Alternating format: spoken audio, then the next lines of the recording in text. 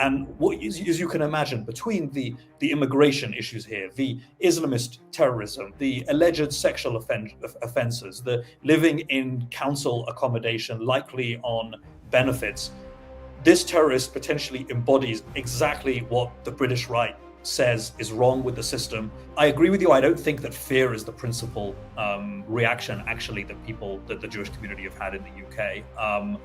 I think it's actually fury is the main reaction. I mean, the chief rabbi, Sir Ephraim Mervis, said, kind of captured what a lot of British Jews were thinking when he said of the incident that it is the day we hoped we would never see, but which deep down we knew would come.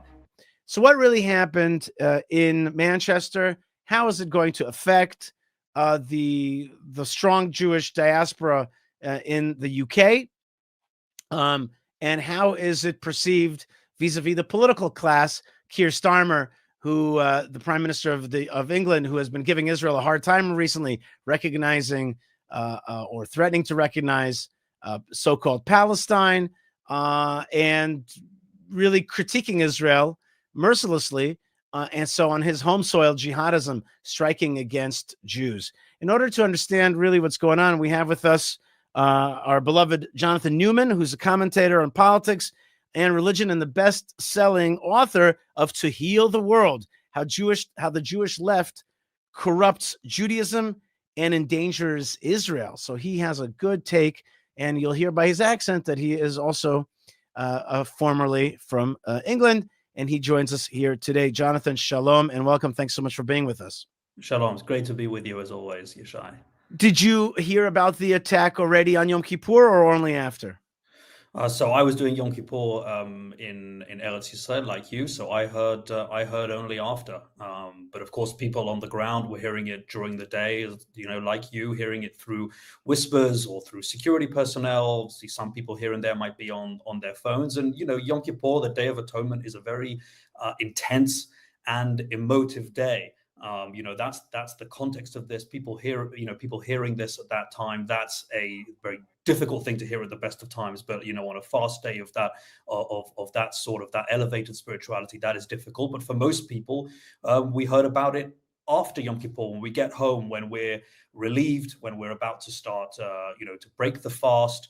It's actually a very joyous time, as you know. It's a very uplifting time, and of course, to hear that news is crushing. And it comes you and I were here discussing just a few weeks ago after Keir Starmer, the British Prime Minister, announced that he would be recognizing a fictitious Palestinian state. And, we said at the time, we've said throughout, if you reward terrorism, you get terrorism. And it's just a few weeks since then, and barely a week since he actually made the formal announcement at the UN General Assembly. And we have dead Jews on the streets of Britain. You reward terrorism, you get terrorism, and it is a terrible thing to be proven right on things like this.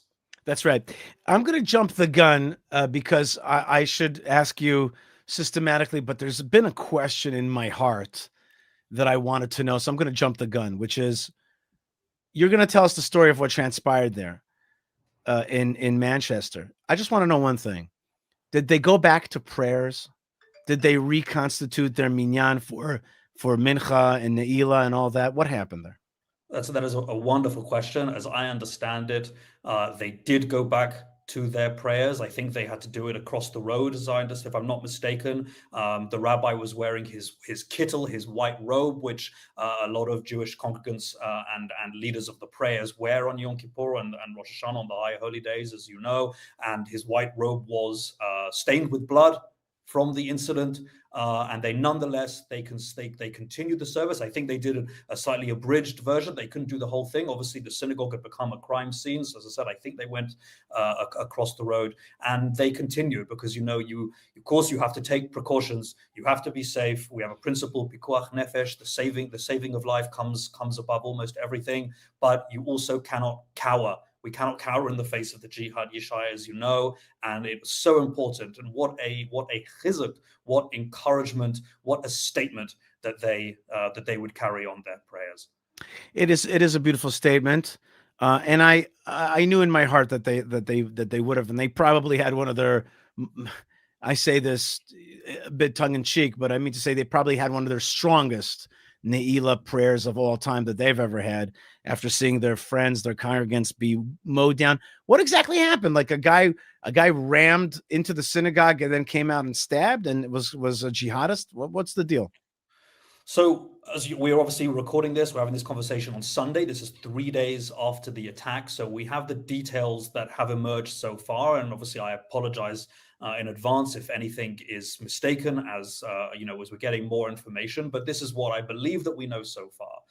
At about 9:30 a.m. on Thursday, so this is during, sort of Shacharit, the morning prayer of the long Yom Kippur service at Heaton Park Hebrew Congregation Synagogue in an area called Crumpsall in North Manchester, Manchester being a city, of course, in the north of England. A terrorist rams his car at members of the public by the synagogue gates and tries to access the synagogue, but was prevented from doing so at the door by security. Armed police quickly arrived. And I remember in Britain, police are not generally armed. The police who are armed with with guns are specialist police forces. They arrived pretty quickly. And in the melee, two part of the attack, and also within the melee, two Jewish members of the congregation were killed. It's believed at this time, I think, that at least one of them was killed by an errant police bullet, which is particularly tragic. But two people were killed: Melvin Kravitz, 66 years old, and Adrian Dolby, 53 years old. And as we say in our tradition, Hashem Yikom Damam, may God avenge their blood. Several people were also injured, some quite seriously, in hospital, and of course we wish them a full and speedy recovery. Now, as we said, that synagogue, as I understand it, continued prayers. As I said, I think across the road. Other synagogues, had to make their own decisions as they heard what was happening. There were some synagogues in Manchester that I think cancelled services, which again is understandable because you don't know the scale of the threat, right? Obviously, in retrospect, we know this was a single person, or at least as far as we know at the moment, a single person attacking a single site. Obviously, at the time, it's not really clear. It's not totally clear what precautions people need to take. So some synagogues cancelled their services, unfortunately, and that's something we should actually come back to later when we talk about the wider context of this. But let me say maybe something about the terrorist himself from what we know. So his name is Jihad. That's exactly what I was going to ask you. Like, is this guy a jihadist?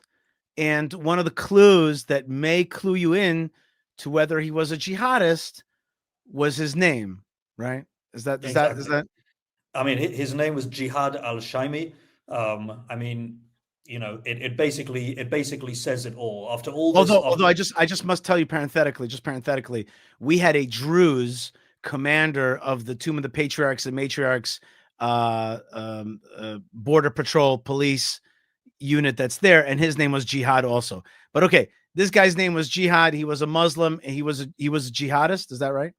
Yeah, I mean, it is, as you and I know, it is not an uncommon name, although the Home Secretary in the UK, that's, kind of the equivalent of the Secretary of Homeland Security in the States, but it's even more of a senior position, said that she's from the Muslim community, says she's never heard of anyone with this name, which I find preposterous. But in any event, his name was Jihad al-Shaimi. That is not, as we understand, a nom de guerre. That is his given name. He was 35 years old, the eldest, I believe, of three brothers. Now, his biography is very interesting and very telling, and there's a lot to unpack.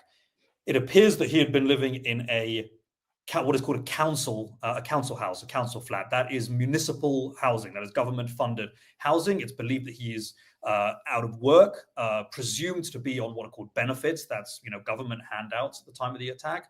He had been arrested for rape, on a charge of rape in the Manchester area earlier this year. But was out on bail. And apparently there are other minor criminal convictions in his record as well. There's also been claims that he may have been or held himself out to be a tutor to children for English, including very minor children all the way through secondary school, high school. Raises questions, obviously, about what children he's interacting with, whether he influenced or radicalized other children. There's no record of him ever having gone to university or even having a full-time job. on his son's birth certificate, he reportedly wrote full-time father as his occupation. There's limited social media activity for him, but in 2012, this is interesting, in 2012, a person using the email address Jihad al-Shami sent death threats to a Conservative MP, a Conservative member of Parliament, following comments that MP had made defending Israel. It's obviously not clear at the moment whether this is the same person. It's not believed that the police have actually investigated that at the time. I think they advised the MP on his security arrangements, but it's not clear that they actually investigated anything. Of course, if they had done, maybe things would be different now.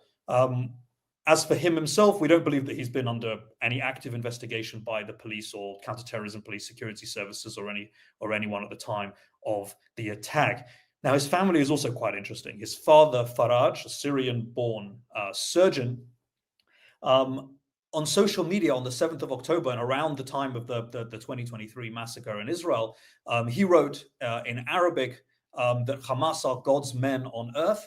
He celebrated the prospect of Israel's destruction amid other, inflammatory rhetoric over the period. So, it may well be that the apple doesn't fall very far from the tree, and it may well be that the son simply had, unfortunately, the courage of his father's convictions. Now, this father came to the UK from Syria in the 1990s. It's understood that Jihad and the second brother were born in Syria and came as infants. The third was born in the UK.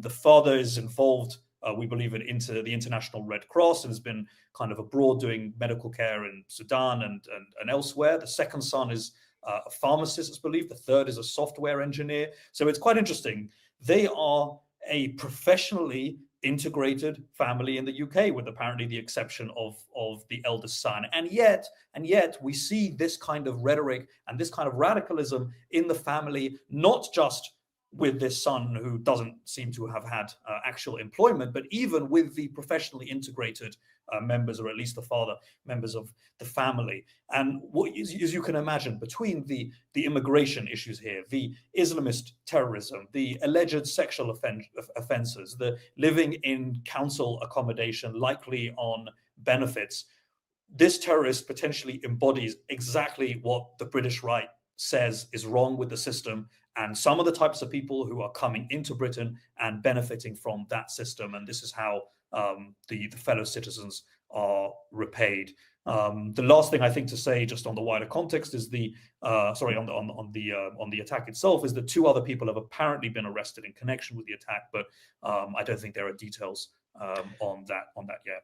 Let's watch a little video from England about the attack. The threat to Jews has been high ever since the Hamas attack in Israel on October the 7th 2 years ago.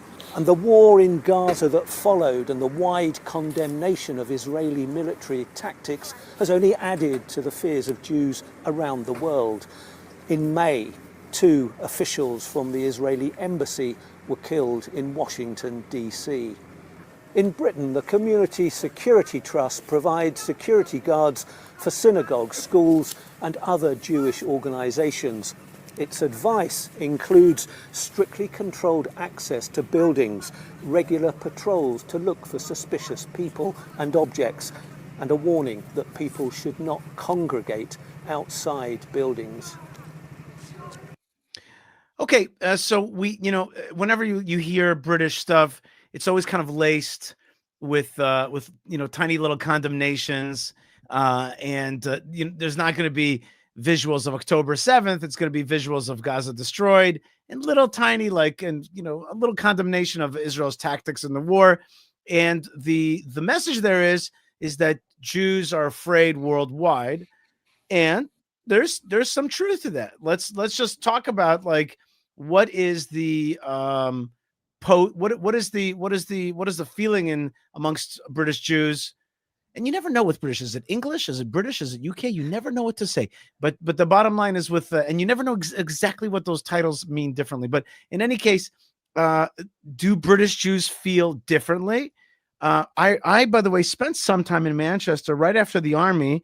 I remember thinking in the desert, when I was in the army, I was like, I need a little bit of civilization. So I decided to go to the most civilized of all places, England, and I went to London. And then there's a lot of Jews. I went up to uni as in university out in Manchester, where I had some friends and spent some time there. So it's a big Jewish community, Manchester. It has also a strong ultra-Orthodox Black Hat community as well, right? So yeah, it's actually go the ahead. fastest growing Jewish community in Europe, possibly the only one, but certainly the fastest one. That's largely because of the Haredi ultra-Orthodox community, as you say. Mm-hmm. Well, how are they feeling after this thing? Is this, there's a meme out there that the UK is going to be the second Muslim nuclear state, right? After Pakistan. And it's like this kind of like joke that people say, like the second, Muslim country that's going to have nuclear weapons is the UK. We all know that the UK, it's all over social media. How many mayors in England are Muslim, and how many people in the government are Muslim, and how Muhammad is the most popular name, et cetera, et cetera. Are British Jews going to feel safe in the UK? Are they? When I was there, by the way, Johnny, when I was there, I sensed that they see themselves as a kind of satellite of Israel. Like they're proud of their thing, but like they're close by, and that gives them a kind of sense of safety. And many of them also own property here in the land of Israel. Am I right? That is absolutely right, and it is a very Zionist community. It feels a strong connection to Israel, and of course, as you say, the proximity. It's just a 4-hour flight means that people don't necessarily have to make Aliyah in order to feel that connection. They can just hop on a flight anytime. And Birthright was such a revelation in America. That's the trip that takes college students for free to Israel. There has been for 16-year-olds in the UK a paid opportunity taken up by I think around half of all 16-year-olds for decades that takes them to Israel. There is a very kind of strong connection there. But I think I agree with you. I don't think that fear is the principal reaction actually that the Jewish community have had in the UK. I think it's actually fury is the main reaction. I mean, the chief rabbi Sir Ephraim Mervis said, kind of captured what a lot of British Jews were thinking when he said of the incident that it is the day we hoped we would never see, but which deep down we knew would come. And what is, I think, so shocking to British Jews is that this is shocking to so many other people. After 2 years of genocidal rhetoric on campuses, glorification of terrorism on British streets week after week and sometimes daily, intimidation in schools and hospitals and trade unions at cultural events, obviously the media bias, obviously the cesspit of social media, all of that, nothing really being done by the police, by regulators, by politicians. Clearly, the fact that people find this so shocking is because the you go ahead. I'll let you press that button, but I just want to say, you talk Palestine, you get Palestine. I keep saying this to people, but I feel like I'm not expressing it fully. The point I keep trying to make is, when you call for the creation of Palestine, most likely where you live is becoming a Palestine. Okay, it's some kind of like self-fulfilling prophecy. It's like back on the self. It's like a boomerang prophecy. It's like, we should create a Palestine there. It's probably because a Palestine is being created on your soil. We all understand that. Now here's Keir Starmer succumbing to pro-terror narrative, and suddenly he's like, "Whoa! I can't believe this day has come that England is facing terrorism." Tell me about Keir Starmer. Tell me about his reactions. Tell me about the how people are how people are responding to his reactions. Critique, not critique. What is it like there? I should say, I think you're absolutely right about the Palestine recognition. You want to recognize Palestine 1,000 miles away, recognize it right in front of your face, recognize it on your streets. That is Palestine right in front of you when Jews are being killed in the jihad, when people are talking about globalizing the Intifada and having an Intifada from the streets of London to Gaza. That is, this is the Intifada. This is Palestine on your streets. This is what Palestine looks like. So to the political reaction, Keir Starmer, the Prime Minister, he was in Denmark At the time, he gave a brief statement to cameras on the tarmac. He rushed back to the UK. He went to synagogue already the evening of Yom Kippur. He was already back and took two of his most senior ministers, two women ministers, with him. Now, this is quite interesting. So they went to West London Synagogue, which is a progressive synagogue, and that's of course fine. That's part of the community. But there was apparently, and I may be mistaken, my understanding is that Finchley United Synagogue, which is a conservative synagogue, was one of the other options that had been considered, and they chose West London instead. Now, again, in itself, that's fine, but one wonders what the reason might be. Maybe it was logistical and so on. Maybe it's that in a progressive synagogue, he could sit next to his ministers. As I said, they're women, and in the progressive synagogue, they sat together. So maybe that's what they preferred. It could also have been because they feared being heckled in the Orthodox synagogue, and that they thought that was less likely in the progressive synagogue. And I dare say the most cynical explanation, and again, I may be mistaken, we're just after Yom Kippur, I need to be careful what I'm saying, but it is possible as well that they thought it would be more likely that a photograph would be taken in a progressive synagogue of them than obviously in an Orthodox one, where electronics are not generally permitted. And why is that relevant? Because this leadership of this Labour Party and now this government, both in opposition and in government, they are obsessed with the kind of performative politics. These are take the knee politicians. They constantly wearing T-shirts saying this, this is what this looks like, this is what I am, or wearing pins, and all of these for all these different causes and so on, sometimes contradictory causes. And so it's that kind of performative gesture politics that really we're all past now. And one of the masters of this is David Lammy, who was until recently the foreign secretary, one who really pushed the Palestine recognition, who recommenced the funding to UNRWA, to the United Nations Relief and Works Agency, who led on the ban on arms licenses to Israel on certain arms. And I remember when he first visited Israel as foreign secretary. He's now the deputy prime minister in a different position, but he was foreign secretary. He went to Israel about a year ago, and when he met with Israeli government officials, he was wearing a yellow hostage pin. Very, very nice. Then he went to meet Abu Mazen, the dictator of the Palestinian Authority, and the hostage pin was conspicuously absent. And it's that kind of really pathetic gesture politics that people are really fed up with. He went to the vigil in Manchester that they held on Friday, the day after, and he was booed and heckled. And people said, go to Palestine. They were really, and I got to say, Manchester Jews are not like London Jews.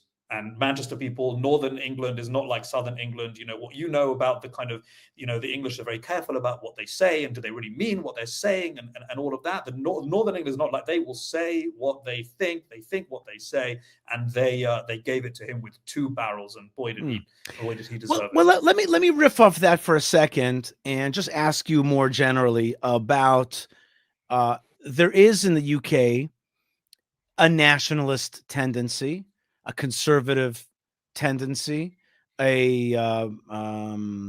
I call pro-family, pro-Bible, pro-borders, anti-jihad way of thinking about things.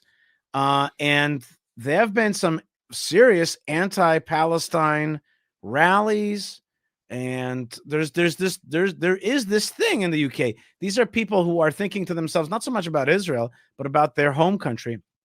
I remember I was with the famous Katie Hopkins, right?